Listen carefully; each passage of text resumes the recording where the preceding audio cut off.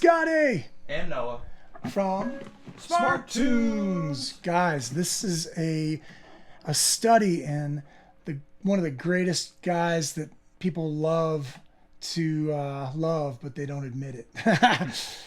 I'm talking about Ace Frehley of Kiss in makeup, and that era that was oh so intense and incredible, where Kiss kind of reigned the stage. It launched careers of Rush, many bands. Who else? Van Halen. I mean, like, those guys were like the big brothers that were like, oh, you hit a stage with that band and you were on your way. So kind of cool, man. If you guys haven't checked out Ace Frehley, you are missing big time. The guy was steeped in blues, and what he does is like these little mini compositions. Like, his solos are always these little pockets of very balanced phrases that are repeated, these little ostinatos within a solo that go in like little 8-bar phrases.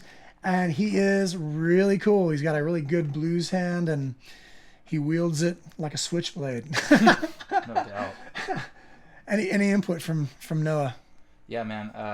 Like I said, just like those little ostinatos, acisms, as we call them. Yeah. And yeah, they're so fun, so great. They're very tasty.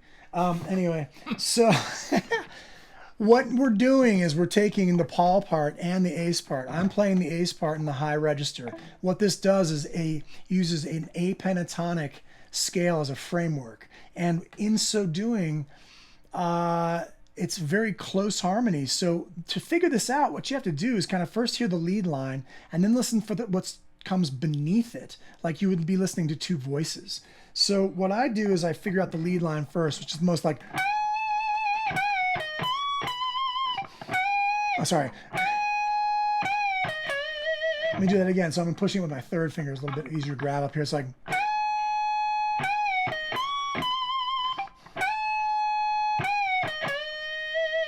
and then the second phrase being the same in the beginning, and then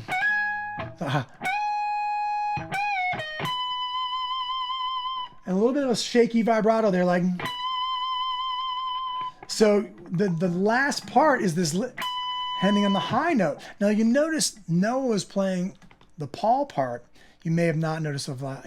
Let's try that again. So like what he's doing is like, go ahead and play your part, and then we'll swap. So go 2, 3, 4, 1. Stop. Now do it alone. Go. Yeah, so he's pushing up the G.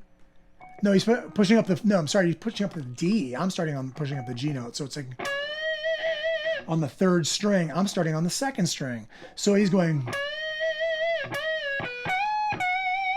So it's like a mirror of the higher riff that started on the second string. So I start on the second string with the G note up here.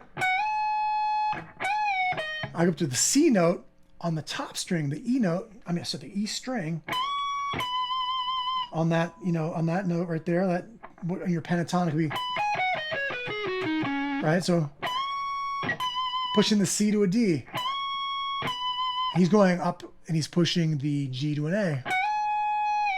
And then back. So we're going to come out, we're going to play the whole riff now. I'm going to play the Ace part, he's going to play the Paul riff. Ready? 2, 3, 4, 1.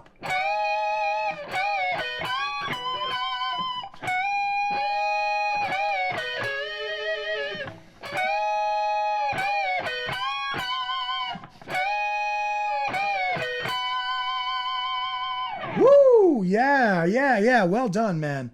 So what's really critical in this is to match your vibratos when you're playing in harmonies. So we're trying to match how much it's wiggling.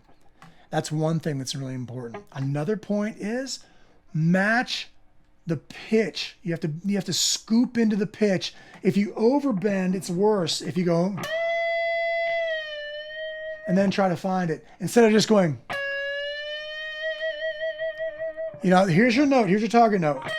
So it's like, so you always go check your note above it and then check what you're bending to and bend into it. Good technique, right? And it's called intonation, how you play in tune, is if you hear that and you're almost like tuning the note with your bend. So you go like, so I'm not going to go, and come back down in it. It just, so you have that leeway. So use it, you know, calm into the note. So you have bop.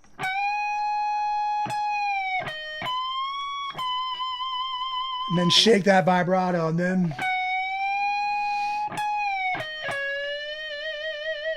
when you get to its apex, to its, like a voice, it's like nah, you know, like keep it still, and then it's like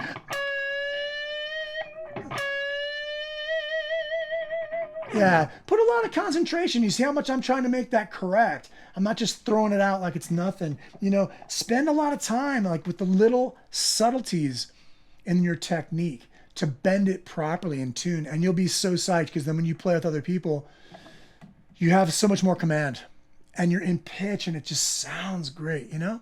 Right. Comments, questions, concerns? I completely agree. I think, you know, like you said, instead of overbending, you know, and you're coming off way too sharp on it, you know, like you said, bend up to the note slowly, rather than overbend, realize, oh, I'm out of pitch, then...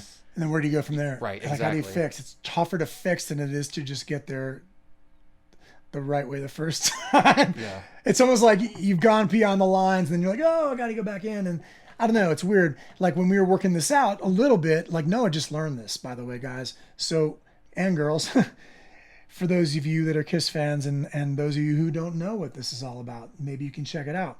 But Noah just pretty much put this together, and when he was first jumping into this, he's pushing that like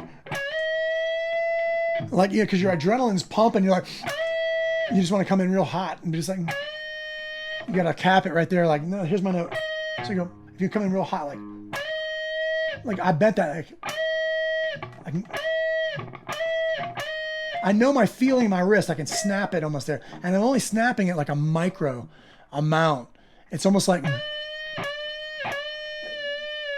what is that, almost like a 1/4 inch, if even that. Yeah, right. So it's a very small move, but see down here it'd be bigger. Like, so up here you got to be even more delicate, because the bends aren't even as big.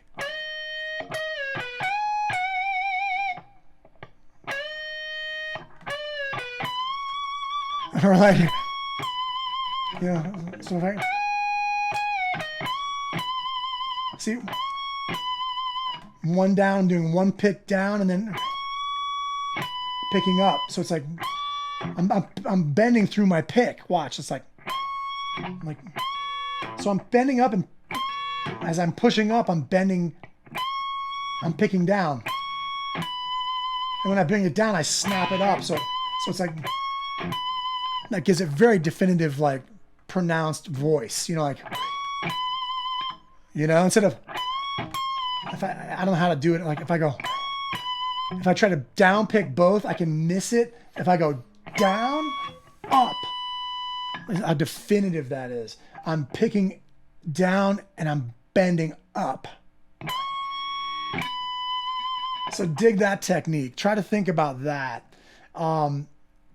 Yeah, that makes me think about a legion of other things I could talk about, but not in this video. Save that for the lesson time, right? Let's do this again. Let's do this to the recording once more, so you can kind of recap, and you can see what we're talking about along with the snippet. Here we go. Bring it in. Here we got Gene bringing it in. You're gonna do the Paul part still, right? Yep. All right, cool. And then we're gonna come back after this, and we're gonna switch parts midstream. Okay, here we go. 2, 3, 4, 1, 2.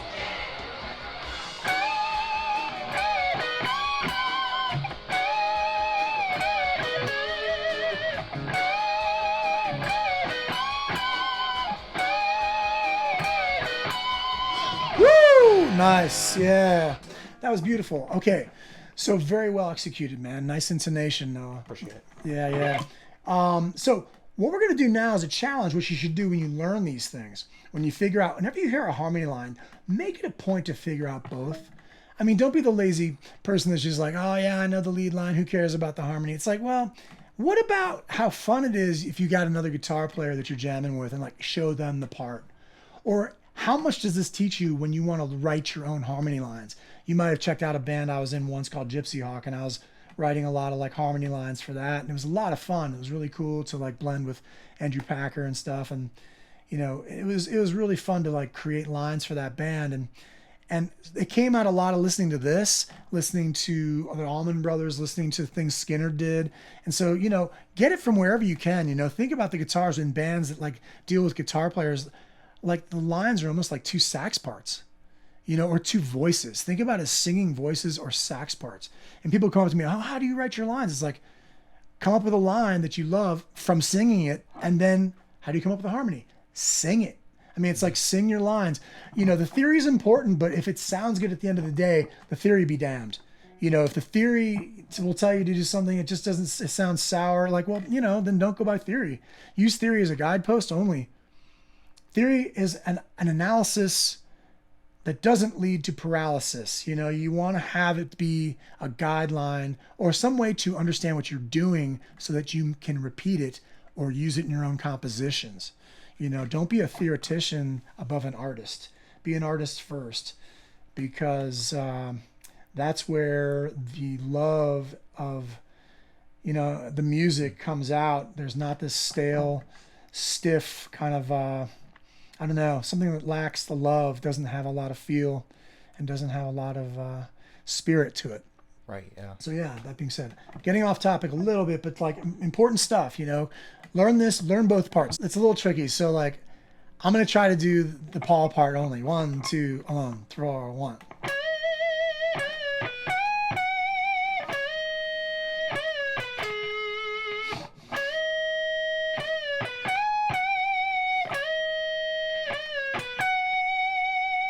Now I'm going to try to do the Ace part into the Paul part. Here we go.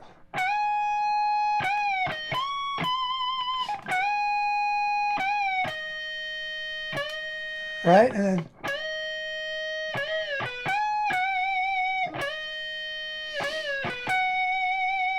so that was the end of it. Okay. So it's not as like, it doesn't sound as like, the best way to do this is play along with the recording. So let me do that. So Noah's going to try it. Start with the Ace part, go into the Paul part with the recording. Here we go.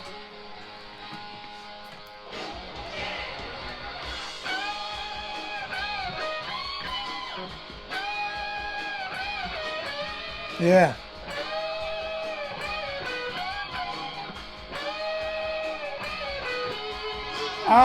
He did the mid part, which is fine. He'd be like,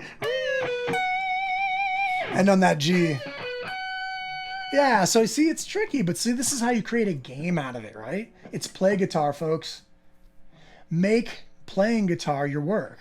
Like make this a game. Like anything, like if you ever watched anything like a Tom Sawyer movie or read the book, it's like he had to go paint a fence. He's like, gets all his friends along, they make a game out of it, and it's like, that's what you want to do.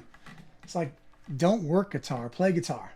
I know that like, well, how, if it's not fun, you're not going to want to do it all the time. So make it fun. Like Chet Atkins said, what's the hardest part about playing guitar? Tell me. Getting it out of the case. Getting it out of the case. So don't keep it in the case. Keep it on the wall like I do. Keep it on a stand. So like when you see it, you just want to sit down and grab it. If it sits in your lap, you're going to play it. You're going to play it. Are you going to work it? Well, yeah. But you're going to work through a spirit of play. Make this fun. We were basically coming up. I was like, no, I want to learn like...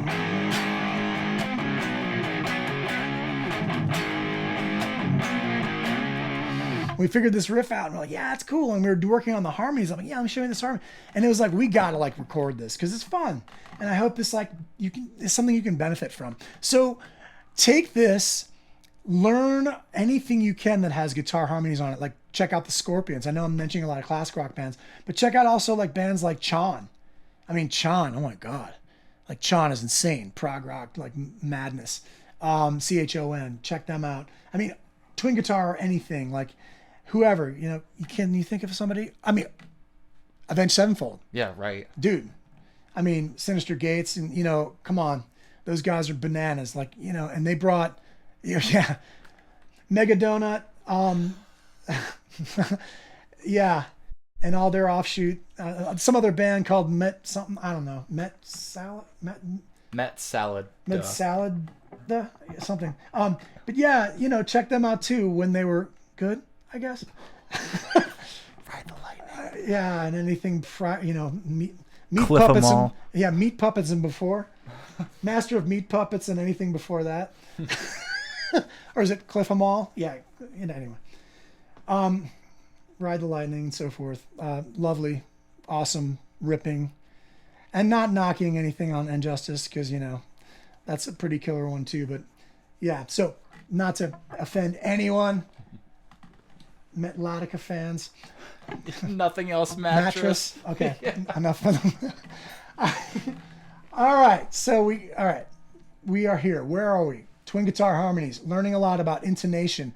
And with playing with another guy, like push one note up, push up. Let's get back to, he's going to push up the D note to an E, and I'm going to put the G up. Let's bring it to its pinnacle, steady, and then vibrato at the top. Ready? 2, 3, 4, 1. Get it still and silent. So you silence the other strings around it. Ready? 2, 3, 4, 1. A little higher. Bring it to the top and hold it still. Higher.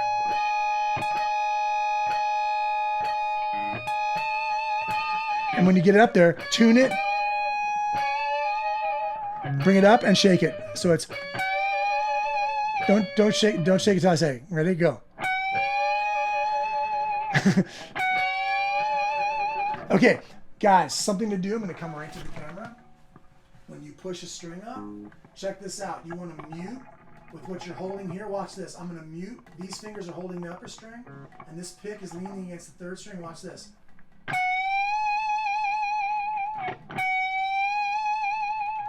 So everything around it is silenced. I'm leaning on the lower strings, not into the. You don't want to do that. And I know you can't hear. I'm off mic, but this is really crucial. So like, watch. If I push up a first string, I'm pulling these strings up. See? And it'll silence everything else. All right, let me get back on mic. It'll silence everything else nearby, so you get this very isolated singing voice, and the note will ring without other, auxiliary clashing, noise. yeah. So if I didn't do that, I'd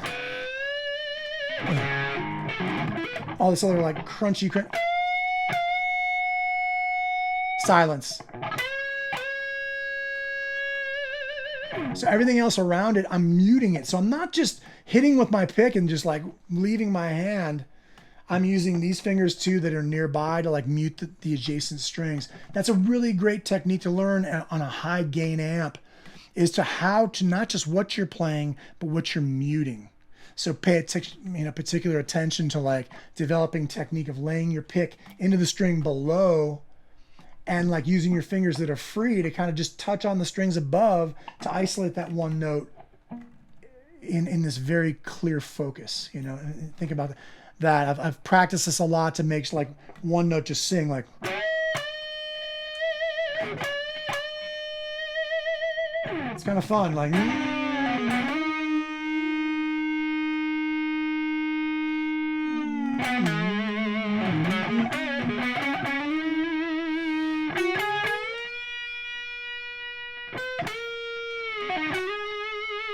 That was a little flat, actually, so I.